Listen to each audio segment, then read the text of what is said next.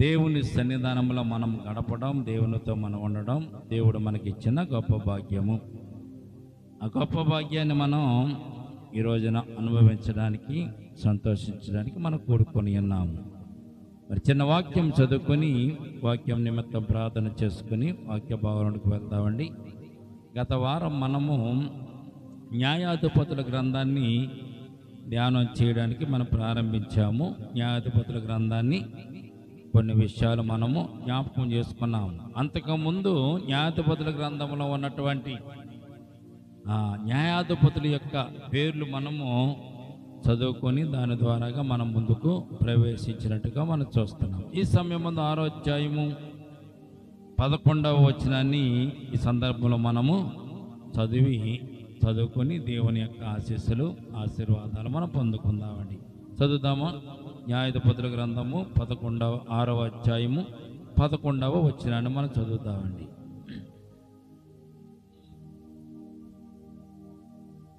యెహోవా దూత వచ్చి అబీయెజ్రీయుడైన యోవాషునకు కలిగిన ఒఫ్రాలోని మస్తకి వృక్షము క్రింద కూర్చుండెను.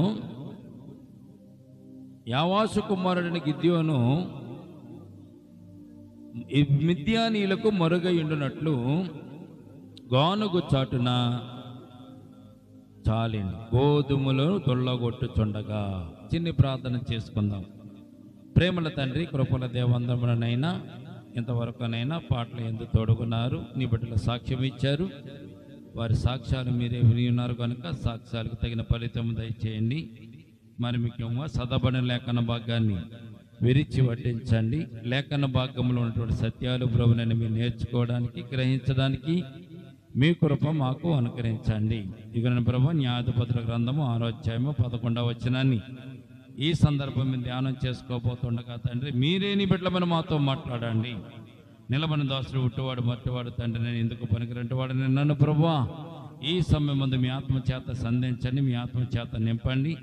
నీ దాసుని నోటికి బోరగా మీరే ఉండి మాట్లాడి నైనా ప్రభువా ఈ సమయం ముందునైనా నీ లేఖనం చేత, నీ వాక్యం చేత మమ్మల్ని అందరూ కూడా ఆదరించమని, వినగల చెవులకు గ్రహింపగల హృదయం, అంగీకరించే మనసు, ఆనందించే ఆత్మను దయచేదురుగాకని యేసయ్య ఉన్నతమైన పరిశుద్ధ నామమున ప్రార్థించి మిక్కిలి వినయముతో బ్రతిమలాడి వేడుకొనుచున్నాము తండ్రి. ఆమేన్. ఆమేన్. ప్రియమైన బిడ్డలారా, చదవబడినటువంటి లేఖన భాగాన్ని ఒక్కసారి మనం పరిశీలిస్తే గిద్యోను గానుగు చాటున గోధుమలను తొల్లగొట్టుకొనుచున్నాడు అని ఈ వాక్యం ఇక్కడ మనం చదువుతున్నాము. గిద్యోను ఒక న్యాయాధిపతిగా దేవుడు ఏర్పాటు చేసుకున్నటువంటి ఒక న్యాయాధిపతి, దేవుని దృష్టిలో న్యాయాధిపతిగా గిద్యోను ఉన్నట్టుగా మనం చూస్తున్నాం. ప్రియమైన బిడ్డలారా, ఈ 6వ అధ్యాయము గిద్యోను యొక్క చరిత్రను గురించి 6వ అధ్యాయం మనకు తెలియజేయబడుతుంది.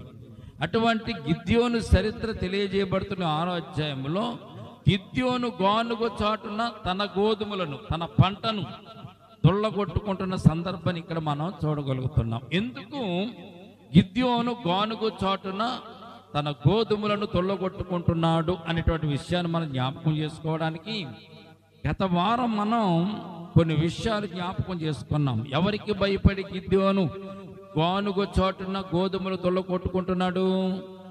ఎవరికి భయపడండి? మిద్యానీయులకు భయపడి, మిద్యానీయులు వస్తున్నారు, మిద్యానీయులు చూస్తారు అని మిద్యానీయులకు భయపడి గానుగు చాటున గిద్యోను తన గోధుమలను తొల్లగొట్టుకుంటున్నాడు. మిద్యానీయులు ఏం చేస్తున్నారు? వచ్చి ఇశ్రాయేలీయులు పంటలు వేస్తే వేసిన పంటలు చేతికొచ్చే సమయానికి మిద్యానీయులు మిడతల దొండంతా విస్తారంగా వచ్చి వీరు పంటల మీద పడి ఆ పంటలను దోసుకుంటూ ఆ పంటలు వీరి చేతికి రాకుండా వీరిని బాధ పెడుతూ, హింస పెడుతూ, నానా ఇబ్బంది పెడుతున్న సందర్భంలో వీరు పంటను చేజిక్కించుకోవటానికి వారు రాకముందే కొంత పంటను ఇంటికి తీసుకుని వెళ్ళి చాటున మిద్యానీయులు చూడకుండా చాటున గోధుమలను తొల్లగొట్టుకుంటున్నట్టుగా ఈ పరిశుద్ధ గ్రంథంలో మనం చూడగలుగుతున్నాం. ఈ ఇబ్బందులు పడుతున్నది ఎవరు? దేవుని బిడ్డలైన ఇశ్రాయేలు జనాంగమే, బయట వాళ్ళు కాదు.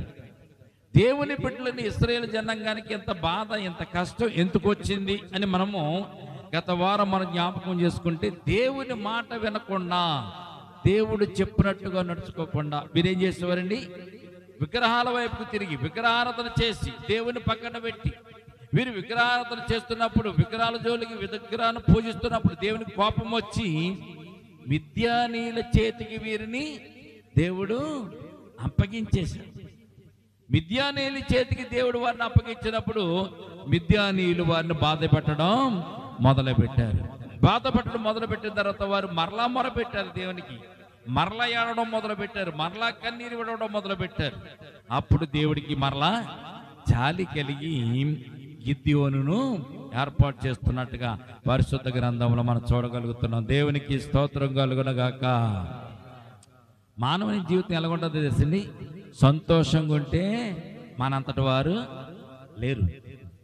కష్టం వస్తే దేవుడు తప్ప మనకి ఎవరు లేరు అన్నట్టుగా ఉంటాం. బాధ వస్తే ఒక రకంగా ఉంటాము, సంతోషంగా ఉంటే ఒక రకంగా ఉంటాం. మానవునిక తలంపుల ఆలోచన కేవలం ఈ రెండింటి మధ్యలోనే ఊగిసలాడుతూ ఉంటుంది. తగ్గిడాలు ఇద్దే కదండి, బరువు వేస్తే కిందకి దిగుతుంది, బరువు తీసేస్తే పైకి తేలుతూ ఉంటుంది. తక్కిడి మాదిరి అనమాట ప్రయోజనం. కనుక ఇశ్రాయేలు జనాంగం చాలాసార్లు తప్పిపోయారు. చాలాసార్లు దేవుడు వీరిని అన్యజనులకు అప్పగించేశాడు, దోషులుగా చేసేసాడు. తర్వాత మరలా ఏడ్చినప్పుడు, కన్నీరు విడిచినప్పుడు మరలా వారిని రక్షించుతున్నట్టుగా పరిశుద్ధ గ్రంథంలో మనం చూడగలుగుతున్నాం. దేవునికి స్తోత్రం కలుగునగాక. వారు మొరపెట్టి, వారు బాధపెట్టిన బాధను బట్టి వారు మొరపెట్టినప్పుడు దేవుడు మరలా వారిని రక్షించినట్టుగా 6వ అధ్యాయము 6వ వచనం మనం చూస్తాం. సార్ చదువు. దేవుడు చూడండి, పాడు చేయటం వారు దానిలోనికి వచ్చి ఇశ్రాయేలు మిద్యానీయుల వల్ల మిక్కిలి ఈన దశకు వచ్చినప్పుడు వారు యెహోవాకు మరలా మొర్రపెట్టి ప్రార్థన చేయడం మొదలుపెట్టారు. కనుక మిద్యానీయులు వచ్చి వీళ్ళని బాధ పెడుతున్నారు. ఎలాగంటే మిడతల దొండంత విస్తారంగా వచ్చేసి పంటలు పాడు చేసి పంటలను నాశనం చేస్తూ తినడానికి తిండి గింజలు కూడా లేకుండా వారిని బాధ పెట్టేసి, కనీసం ఉన్నటువంటి ఇంట్లో గుడారాల్లో లేకుండా కాలువల దగ్గర, కొండల దగ్గర గుహలు ఏర్పాటు చేసుకుని అందులో బ్రతికేలాగా వీరిని నానా చిత్రహింసలు పెట్టారో మొదలుపెట్టారు. అప్పుడు వారు మరలా ప్రార్థన చేస్తే ఈ గిద్యోనును దేవుడు ఏర్పాటు చేస్తున్నట్టుగా పరిశుద్ధ గ్రంథంలో మనం చూస్తాం. 12వ వచనం చదువుతామండి. ఇప్పుడు యెహోవా దూత అతనికి కనబడి, పరాక్రమం గల బలాఢ్యుడా, యెహోవా నీకు తోడై ఉన్నాడని అతనితో అనగా, దేవుడు చెప్తున్నాడు, దేవుడు పిలుస్తున్నాడు. ఎవరినండి? గిద్యోనుని పిలుస్తున్నాడు. దేవుడు ఏమని పిలుస్తున్నాడు? పరాక్రమం గల బలాఢ్యుడా. పరాక్రమం గల బలాఢ్యుడు అంటే ఎక్కడ ఉండాలండి? యుద్ధాన్ని చేయడానికి సన్నద్ధముగా ఉండాలి. శత్రువులు వస్తే వారి మీద పోరాటం చేయడానికి సిద్ధముగా ఉండాలి. చాటుగా గానుగు చాటున గోధుమల దొల్ల కొట్టుకుంటున్నటువంటి గిద్యోనుని దేవుడు పలుకుతున్న మాట ఏమిటంటే పరాక్రమం గల బలాఢ్యుడా అంటున్నాడు దేవుడు. గిద్యోనికి చాలా కోపం వచ్చింది. గిద్యోనుకు చాలా కోపం వచ్చింది. అయితే ఇక విషయం జ్ఞాపకం చేసుకోవాలి ప్రియదనబడ్డారా. గిద్యోను బలాఢ్యుడైనందుకు దేవుడు బలాఢ్యుడైన గిద్యోను అని దేవుడు పిలుస్తున్నాడా? బలాఢ్యుడైనటువంటి గిద్యోను అని దేవుడు పిలుస్తున్నాడా? లేకపోతే బలవంతుడు కాకుండా దేవుడు బలాన్ని ఇస్తానని చెప్పి గిద్యోనుని దేవుడు ఇక్కడ పిలుస్తున్నాడా? ప్రియదనబడ్డారు, జ్ఞాపకం చేసుకుందా. బలాఢ్యుడా, పరాక్రమం గల బలాఢ్యుడా అంటే నువ్వెంతో పరాక్రమ గల బలాఢ్యుడవు అని దేవుడు చెప్తున్నాడు. గిద్యోనులో అంత బలం ఉందండి? బలం లేదు, బలహీనుడే గిద్యోను. కానీ దేవుడు పిలిస్తే ఎటువంటి బలహీనులైనా కానీ బలవంతులు అవుతారని సత్యాన్ని పరిశుద్ధ గ్రంథం మనకు తెలియజేస్తుంది. దేవునికి స్తోత్రం కలుగునుగాక. ఈ లోకంలో ఒక చిన్న సామెత ఉంటుందండి. కొబ్బరి చెట్టుకు ఉన్నటువంటి పేరు కొబ్బరికాయలు కాస్తుందని కొబ్బరి చెట్టు అంటున్నామా? కొబ్బరి చెట్టు అని పేరు ఉంది కనుక కొబ్బరికాయలు కాస్తుందా? ఎవరన్నా చెప్తారా దీనికి ప్రశ్నకు? కొబ్బరి చెట్టు కాయలు కాస్తుందని కొబ్బరి చెట్టు అంటారా? లేదంటే కొబ్బరి చెట్టు పేరుంది కాబట్టి కొబ్బరికాయలు కాస్తుందా? కొబ్బరి చెట్టు పేరున్న, కొబ్బరి చెట్టుకి కాయలున్నా కాయలు లేకపోయినా కొబ్బరి చెట్టే. దానికి ఇంకే తారదు. చాలా కొబ్బరి చెట్లు సరిగ్గా కాయలుగా అయినా కొబ్బరి చెట్టు అంటాం మనం. కాయలు కోస్తుందని కొబ్బరి చెట్టు కాదండి. కొబ్బరి చెట్టు పేరు కొబ్బరి చెట్టే. ఈ రోజున దేవుడు పిలిచిన వారు ఎవరైనా కానీ బలహీనంలో ఉన్నా కానీ బలహీనతలో ఉన్నా కానీ వారు బలవంతులు అనేటువంటి సత్యాన్ని పరిశుద్ధ గ్రంథం మనకు తెలియజేయబడుతుంది. దేవునికి స్తోత్రం కలుగునుగాక. గిద్యోనికి కోపం వచ్చింది. ఎందుకు గిద్యోనికి కోపం వచ్చిందో 13వ వచనం చదివితే మనకు అర్థమవుతుంది. చూడండి, 13వ వచనం చదువుతామండి. గిద్యోను మొట్టమొదటిగా చిత్తము నా ఏలిన వాడన్నాడు, దేవునికి విధేయత చూపించాడు. యెహోవా మాకు తోడయ్యుండుని ఎడల ఈ కష్టాలన్నీ మాకెందుకు సంభవిస్తున్నాయి, ఈ బాధలన్నీ మాకెందుకు సంభవిస్తున్నాయి, ఈ ఇబ్బందులన్నీ మాకెందుకు సంభవిస్తున్నాయి, ఇక్కడ మిద్యానీయులు వచ్చి మా పంటను మా జనులను వీళ్ళందరినీ కూడా ఎందుకు ఇబ్బంది పెడుతున్నారు, పంటను దోచుకుంటున్నారు, మనుషులను చంపేస్తున్నారు, ఇంత కష్టాలు మాకు ఎందుకు వస్తున్నాయని గిద్యోని ఇక్కడ దేవుడితో చెప్తున్నాడు సత్యాన్ని పరిశుద్ధ గ్రంథం మనకు తెలియజేయబోదు. యెహోవా మాకు తోడయ్యుండిన ఎడల ఇదంతయు మాకేలా సంభవించును, యెహోవా ఐగుప్తులను మమ్మల్ని రప్పించినని చెప్పుచు మా పితరులు మాకు వివరించిన ఆ అద్భుత కార్యములని ఏమయ్యను, యెహోవా మమ్మల్ని విడిచిపెట్టి మిద్యానీయుల చేతికి మమ్మను అప్పగించినని అతనితో చెప్పాను. దేవునికి స్తోత్రం కలుగునుగాక. ఏం తోడై ఉంటావండి? ఏం తోడుగా ఉంటావు నువ్వు? తోడుగా ఉండేవాడైతే మమ్మల్ని మిద్యానీయులకు అప్పగిస్తావా? మిద్యానీయులు వచ్చి మమ్మల్ని ఇబ్బంది పడతారా? బలాఢ్యుడైనటువంటి మరి బలాఢ్యుడు అని చెప్పి నన్ను పలుకుతున్నావు కదా, నువ్వు బలాఢ్యుడు అన్నప్పుడు పరాక్రమం గల బలాఢ్యుడు అన్నప్పుడు ఆ పరాక్రమంతో మేము ఆయన జయించాలి కదా. ఏది మా దగ్గర బలము, ఏది మా దగ్గర పరాక్రమము, ఏది నువ్వు ఇశ్రాయేలు జనాంగాన్ని విడిపించి తప్పించి పాలు తేనె ప్రవహించి దేశానికి నడిపించావు కదా, ఏది నీ కాపుదల ఎక్కడ, నీ తోడెక్కడా అని గిద్యోను ఎవరితో మాట్లాడుతున్నాడండి? దేవునితో మాట్లాడుతున్నాడు. దేవునికి స్తోత్రం కలుగునుగాక. గిద్యోను మాట్లాడే మాటల్లో కొంతే సత్యం ఉంది. మానవులైన మనం కూడా అప్పుడప్పుడు మాట్లాడుతూ ఉంటాం, ఏం దేవుడు అయ్యా, ప్రార్థన చేస్తున్నాను, ఉపవాస ప్రార్థన చేస్తాను, నీ దేవుని సన్నిధానికి వస్తున్నాను, ఎప్పుడు మర్చిపోలేదు, ఎప్పుడు విడిచిపెట్టలేదు. ఆదివారం వస్తే ఆరాధనలో ఉంటాము, శనివారం వస్తే ప్రార్థనలో కూడుకులో ఉంటాము, ఉదయం లేచిన తర్వాత ప్రార్థన చేస్తాం, పడుకునే ముందు ప్రార్థన చేస్తాం. అయినా కానీ ఏంటి మాకు ఈ కష్టాలు? నువ్వు దేవుడు అయితే మాకు కష్టాలు ఎందుకు? నువ్వు కాపాడువాడు అయితే మాకు కష్టాలు ఎందుకు?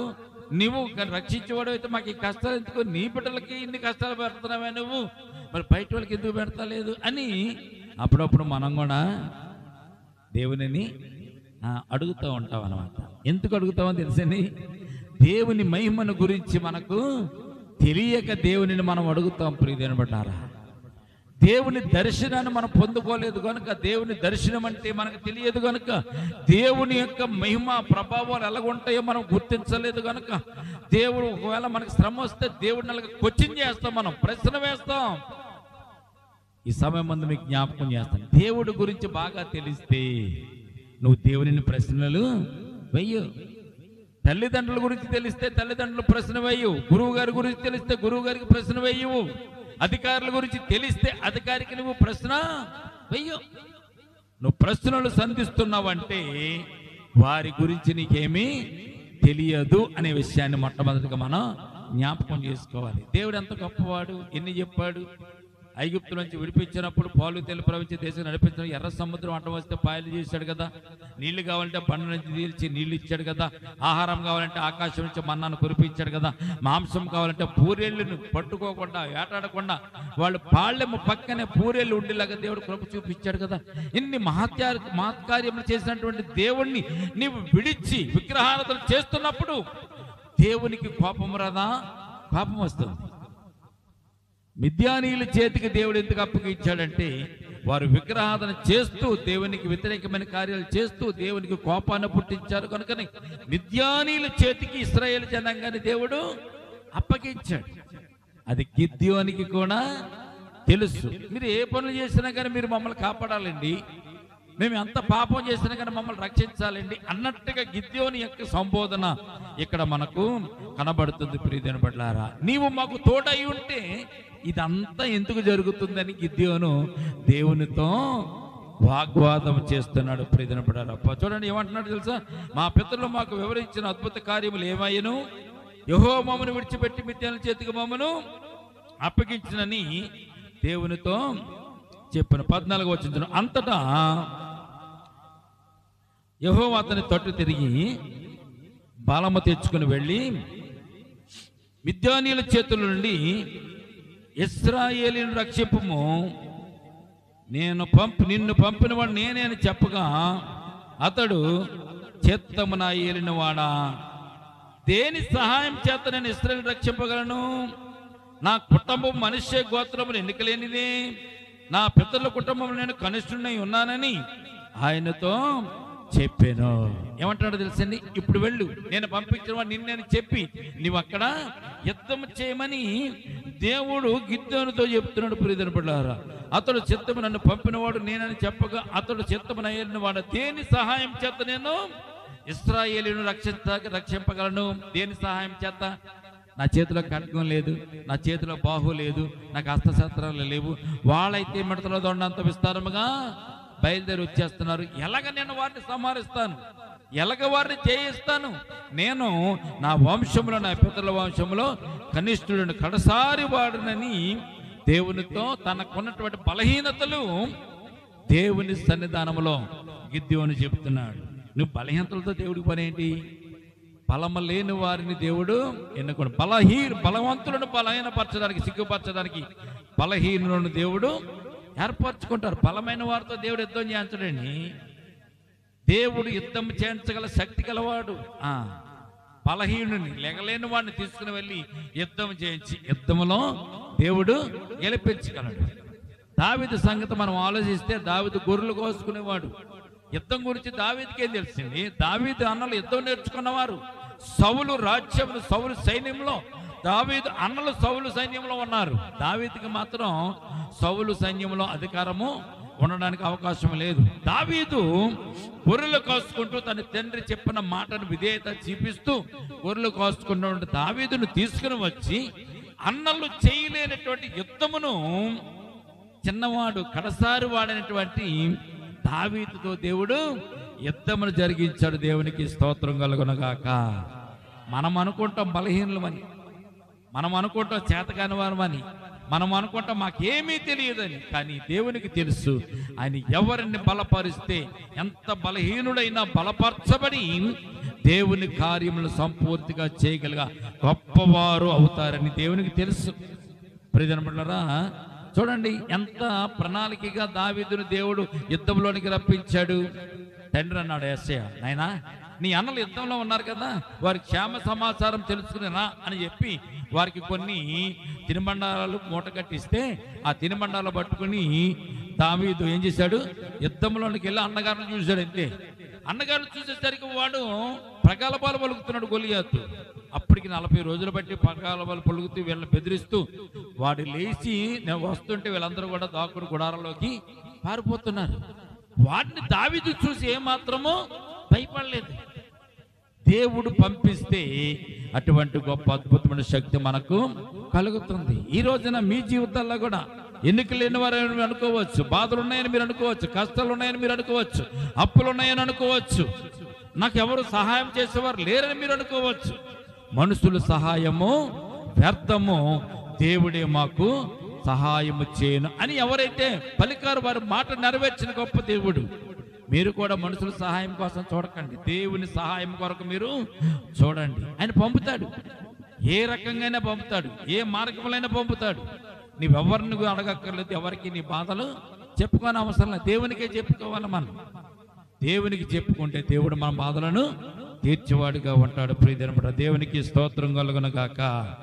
ఇశ్రాయేలు అందరూ బెదిరిపోయి గొడవలో దాక్కుంటే దావీదు వచ్చి వర్షాలలో ఒక చిన్న రాయి పెట్టి ఒక తాడుతో గిరగిరా తిప్పి రాయిని విసిరితే ఆ రాయిని దేవుడు చేశాడండి, ఆ గొలియాతు నొచ్చట్లకు వెళ్ళి గొలియాతు చనిపోయేలాగా గొప్ప కార్యం దేవుడు జరిగించాడు. దేవునికి స్తోత్రం కలుగునుగాక. చేతి రాయితో మనిషి ఎవరైనా చచ్చిపోతాడండి? వాడుకున్న బలం, వాడుకున్న శక్తి ఎంత గొప్పదంటే చాలా గొప్పది. గుండెలకు తగిలిన, చేతులకు తగిలిన, కాళ్ళకు తగిలిన రాయి వాడికి ఏం అవదు. కానీ దేవుడు ఎక్కడ ఆ రాయిని ఎక్కడ ద్వారాగా పంపించాడండి? వాడు బ్రతకకూడదు మరలా తిరిగని దేవుడు నొసట్లో నుంచి, మెదడులో నుంచి బయటకు ఆ రాయి వెళ్ళిపోయేలాగా దేవుడు ప్రణాళికను ఏర్పాటు చేశాడు. నీ జీవితంలో కూడా అంతే. నువ్వు కృంగిపోయినా, దిగులుగా ఉన్నా, బాధపడుతున్నా, ఇక నేను బ్రతకలేను, నా వల్ల కాదనుకున్నా, లేవనెత్తగల శక్తి దేవునికి ఉన్నదని సత్యాన్ని పరిశుద్ధ గ్రంథం మనకు తెలియజేయబడుతుంది. అందుకే నేను కడసారి వాడిని, నా కుటుంబంలో మనిషి గోత్రములు ఎన్నిక లేనిది, నా పితరుల కుటుంబంలో కనిష్ఠుడనై ఉన్నాను అని ఆయనతో దేవునితో చెప్తున్నాడు. అందుకు దేవుడు ఏమన్నాడు? అయినను ఏమి అంటున్నాడు ఇక్కడ దేవుడి.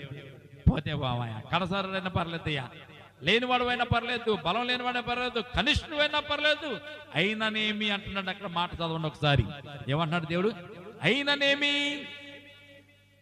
నేను నీకు తోడయిందును గనుక ఒకే మనిషిని హతము చేసినట్లు మిద్యానీయులను నీవు హతము చేయదువని సెలవిచ్చెను. దేవునికి స్తోత్రం కలుగునుగాక.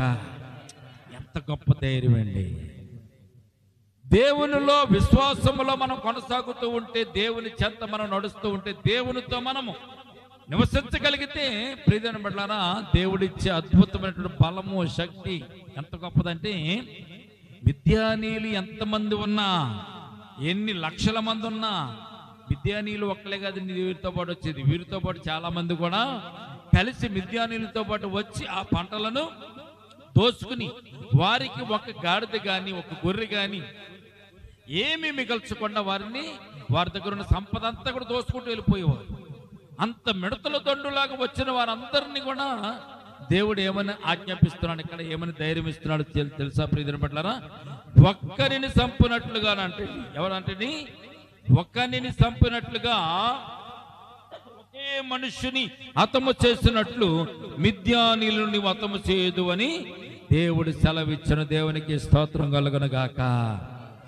ఒక్కొక్కడిని చంపక్కర్లే, ఒక్కొక్కడి మీద దానికి వెళ్ళక్కర్లే, మొత్తం అందరిని సమూహముగా నేను ఒక్కడిని చంపినట్టుగా వారందరినీ కూడా నీవు చంపినట్లుగా నీకు నేను బలమును కలిగిస్తానని దేవుడు ఇక్కడ తెలియజేస్తున్నాడు. దేవునికి స్తోత్రం కలుగునుగాక.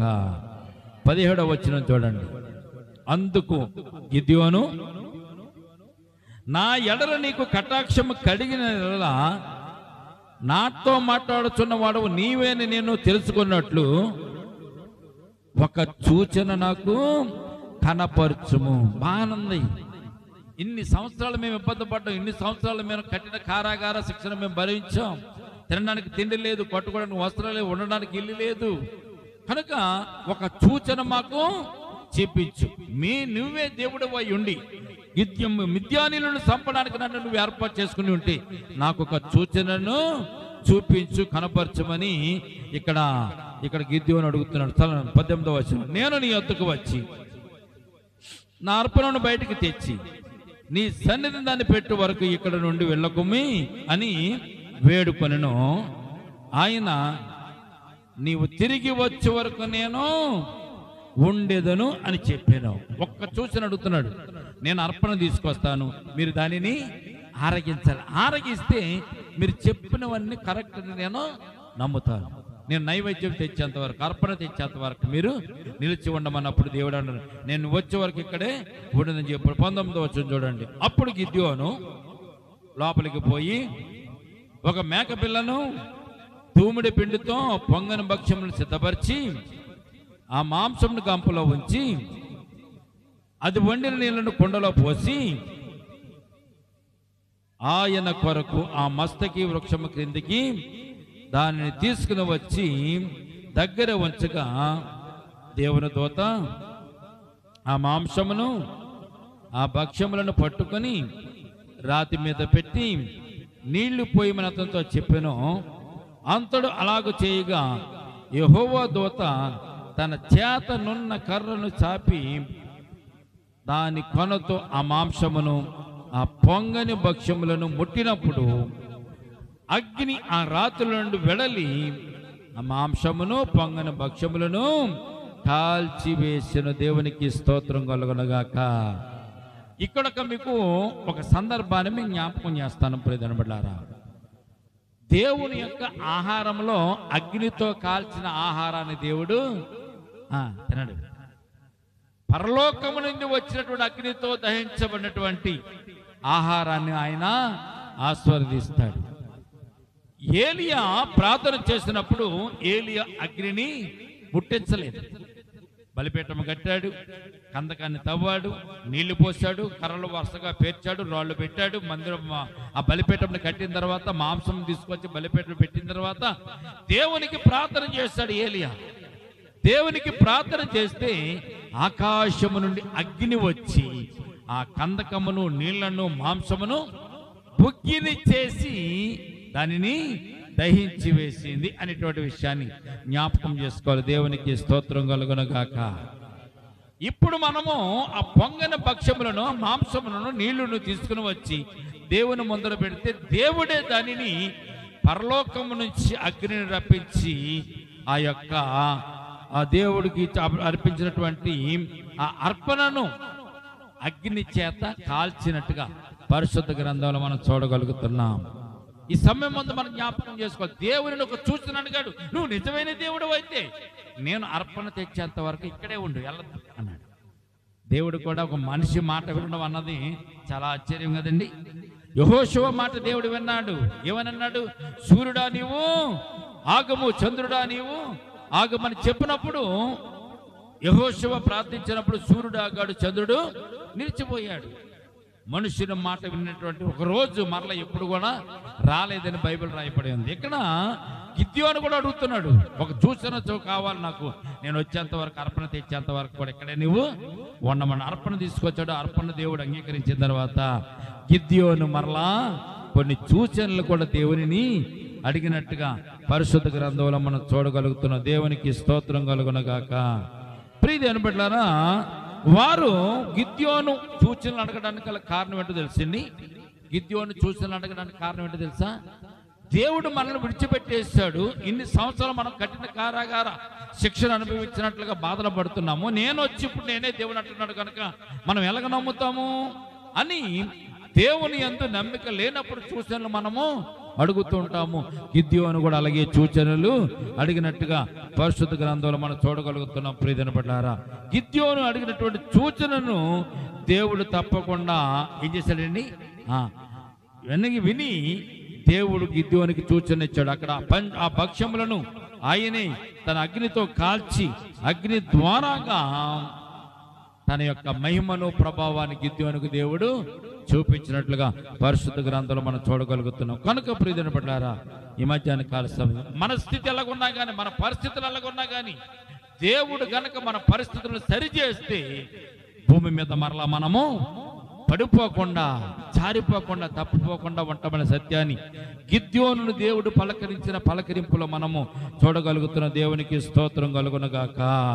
పరాక్రమము గల బలాఢ్యుడని గిద్యోను పిలిచిన దేవుడు గిద్యోను ద్వారాగా ఎంత అద్భుతమైనటువంటి యుద్ధాలు చేయించాడో వచ్చే వారం మనం జ్ఞాపకం చేసుకోవచ్చు. గిద్యోను పలకరించిన పలకరింపులో ఇక్కడ దేవుని యొక్క భరోసా కనపడుతుంది, దేవుడిచ్చే ధైర్యం కనపడుతుంది, దేవుడు ఎన్నుకున్నటువంటి ఎన్నికను మనము చూడగలుగుతున్నాము.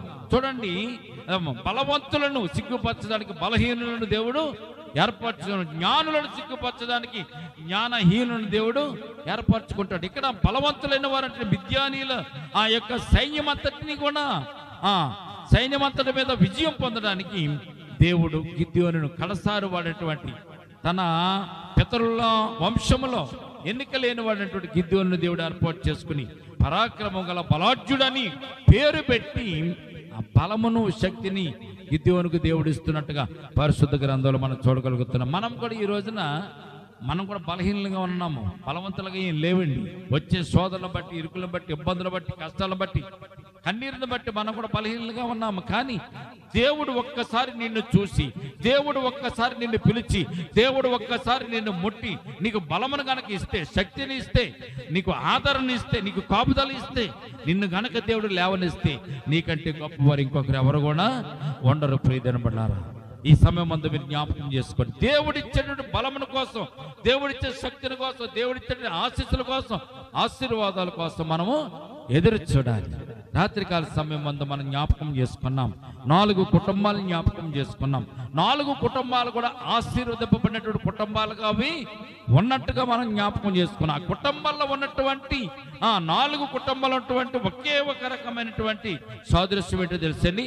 వారు భయభక్తులు కలిగి, విశ్వాసం కలిగి, వినయం కలిగి, దేవుని సన్నిధానంలో ప్రార్థన చేసుకునేటువంటి జీవితాన్ని వారు గడుపుతున్నారు. కనుకనే దేవుడు ఆ కుటుంబాలను దర్శించి ఆ కుటుంబాలను ఆశీర్వదించాడు. మన కుటుంబాలు కూడా అట్టి రీతిగా ఆశీర్వదింపబడాలంటే మనం కూడా దేవుని యొక్క స్పర్శను మనము అనుభవించాలి. దేవుని యొక్క దర్శనాన్ని మనం అనుభవించాలి.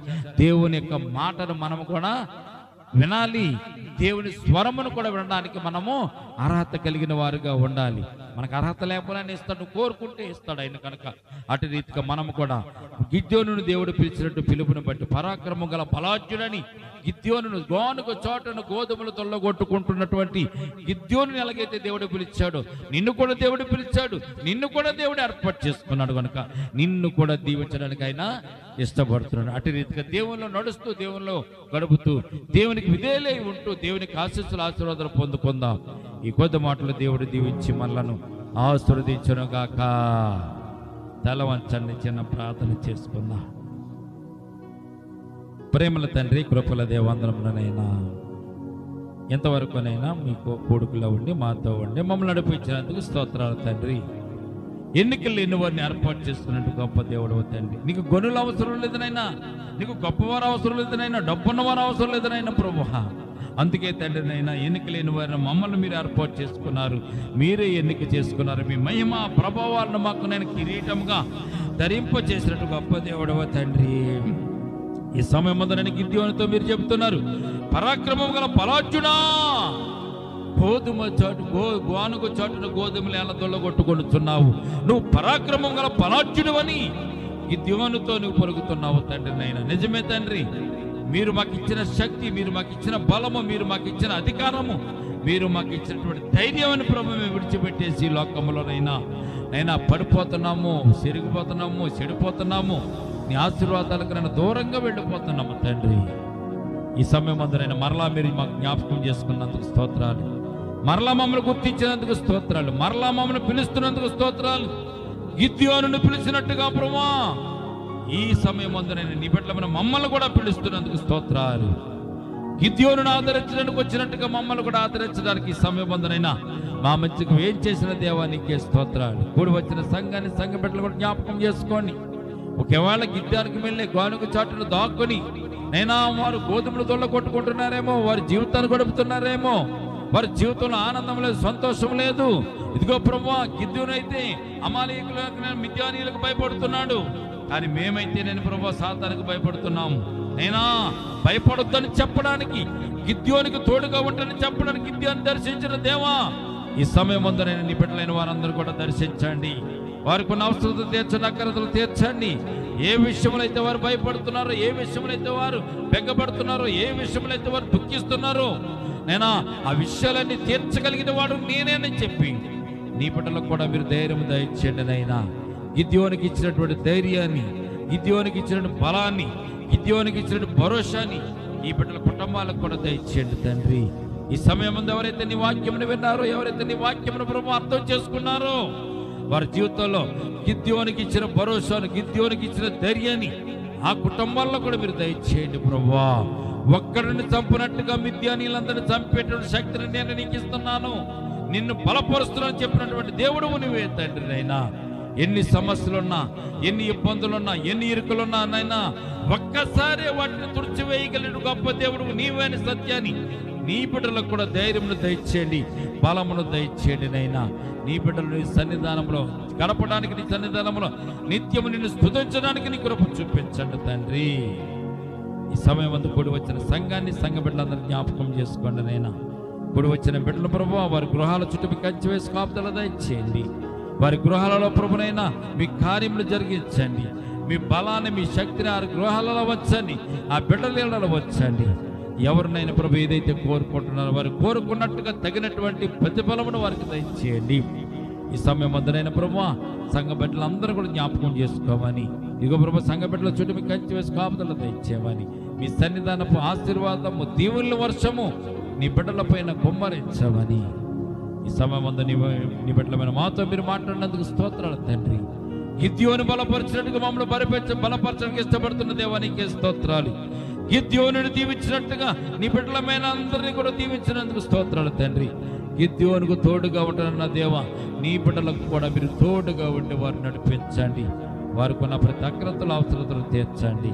నీ సన్నిధానము సంతోషము, ఆనందము, ఆశీర్వాదాలు, దీవెనలు ప్రభునైనా నిండుగా మెండుగా నీ బిడ్డల కుటుంబాల మీద నేను ప్రభు కుమ్మరించమని, చేసిన ప్రార్థన పాదజని చేర్చుకోమని యేసయ్య ఉన్నతమైన పరిశుద్ధ నామమున ప్రార్థించి మిక్కిలి వినయముతో బ్రతిమలాడు వేడుకొనుచున్నాము తండ్రి. ఆమేన్.